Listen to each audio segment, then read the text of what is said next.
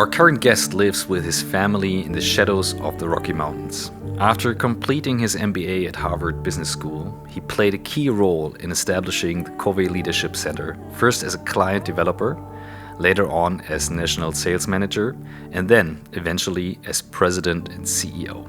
He strongly believes that trust is the new currency of our interdependent and collaborative world. You're at On the Way to New Work today with Stephen M.R. Covey, and we can't wait to speak with him about what trust means to him in the podcast today.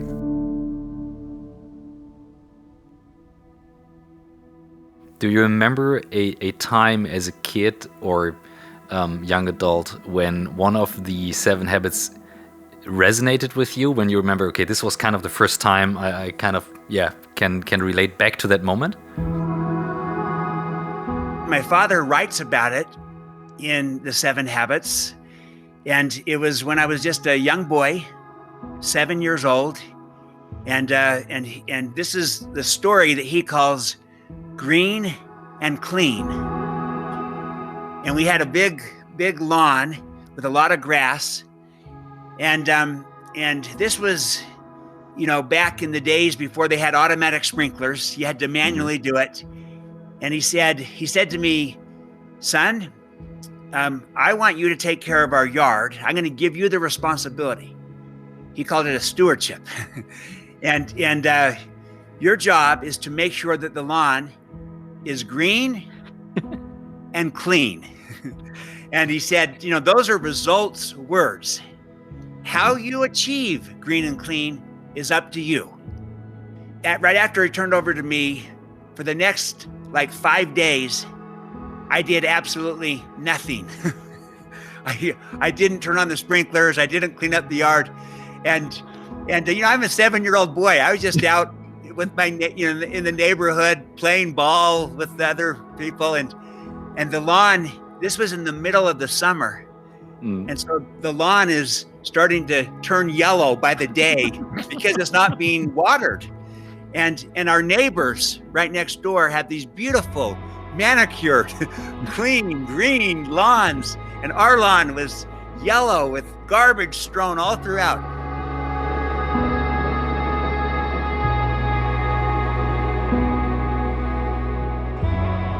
After about 5 days of doing nothing, he took me out and said, "Why don't we walk around and see how things are going?" So we started to walk around the lawn and it's yellow and there's garbage everywhere. It was anything but green and clean. And so, again, as a young boy, I started to break down and cry. And I said, "But Dad, this is just so hard." And he said, "Well, what's hard? You haven't done one thing yet."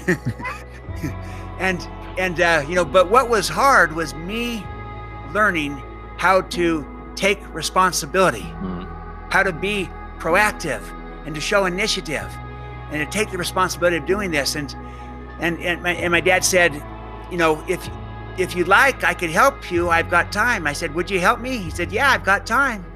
So I ran into the house and I grabbed 2 garbage sacks, and I came out and I gave one to my dad and I said, "Would you take this garbage sack and go around and pick up the garbage? Because, it makes me vomit when I see this." And my dad says, "Sure, I'm your helper." And so here I am, a 7-year-old boy, directing my father to help me clean up the yard. And he's following my lead because he had delegated this responsibility to me. And he stayed in character to that. Instead of taking it back from me, even when I wasn't doing it, he said, "No, you're responsible. How can I help you?" And then I started to direct him. And when I saw this happen, at that moment was when this job became mine. And I owned it. And it was a work that I wanted to do. And I realized I'm responsible. Look, my father is following my direction. And from that moment on, I took care of the yard. And for that summer and many, many summers thereafter, and I made sure the yard was green and clean. Here's what I knew as a 7-year-old. I felt trusted. I felt my father trusted me, and I didn't want to let him down. That was kind of the first defining moment that I kind of remember feeling, not just hearing, but feeling the principles my father taught. And that's where I started to become enamored with this idea of trust and being trusted, what it does to people, because I saw what it did for me as a 7-year-old.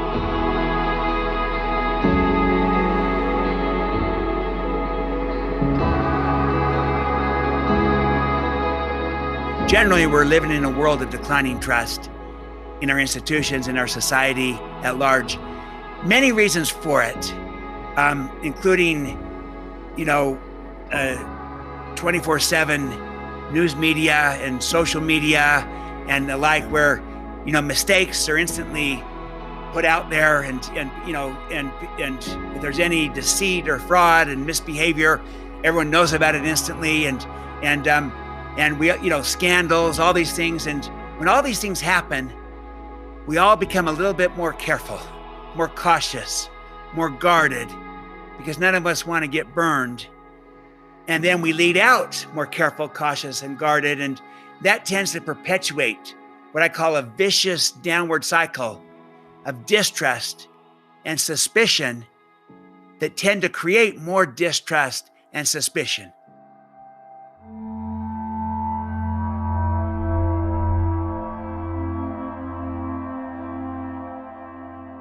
And so distrust is contagious.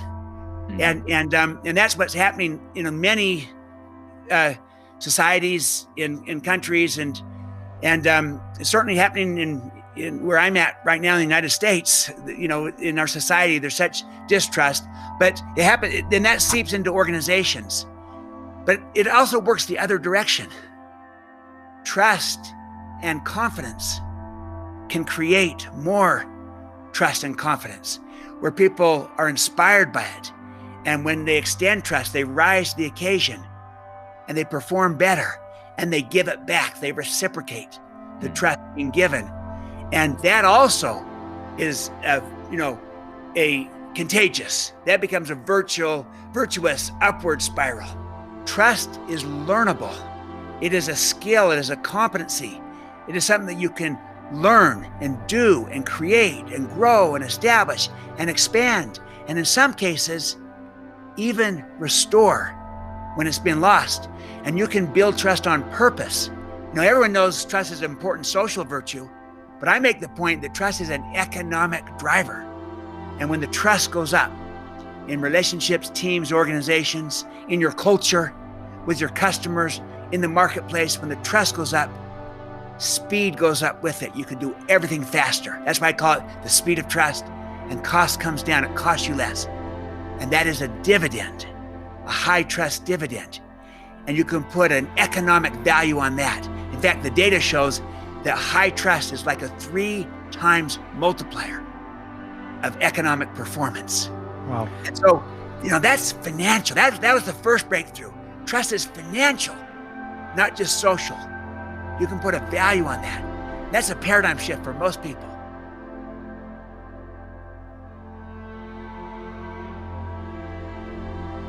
And I'll tell you what, in this world of new work, people want to be trusted. They're inspired by it. They perform better. It's a knowledge worker age, not the old industrial age. This is new work. And no one wants to be kind of just, the command and control. They don't want that. They want to be trusted. They want to be inspired. And when they are, people respond to that. And it can be like my father with me with green and clean. He can have expectations of green and clean, and even an agreed upon process for accountability that we'll walk around the yard once a week. But the point was, I was trusted and I responded to the trust, and the very act of giving trust helps create trust. So, you earn it, but you also give it.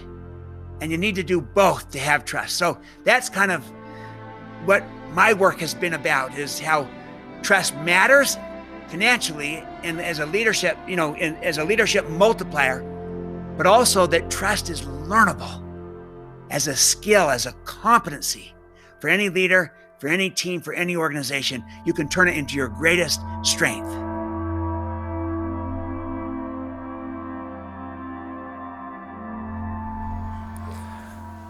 Well, one of the big questions of these days is like, what kind of leadership is needed when it comes to times of uncertainty? And I have to say, I went through different experiences this year in my personal life, in the business life, and one of the books that inspired me at the very early beginning of my times as an entrepreneur was The 7 Habits of Highly Effective People. And I just had the chance a moment ago to meet the son of Stephen R. Covey, Stephen M. R. Covey, who we just recorded a podcast with. And the thing that resonated with me the most was what trust can do with people, and how we came from a world of control and command to a word now to trust and inspire. And this is what he really followed. And what I took away from this is that you should trust the process and trust the people. And by trust the process, I mean trust the process of life that is happening, and trust the people who know how to solve things and to do things. And I mean it in a way that we need to do that for ourselves in the companies, our lives, but also the clients and partners we work with. And to get started with it, and this is what Stephen really stressed, and we share that with you, is that you have to learn how to trust yourself in every aspect of this word. Trust yourself. And here's how you can start it with that. Enjoy an excerpt from Stephen, and if you want to listen to the full podcast, it will be published on Spotify, Apple Podcasts, and so on under the name of On the Way to New Work. And you will find the latest episode. That's our podcast. And this time it's an English version. Have fun with that.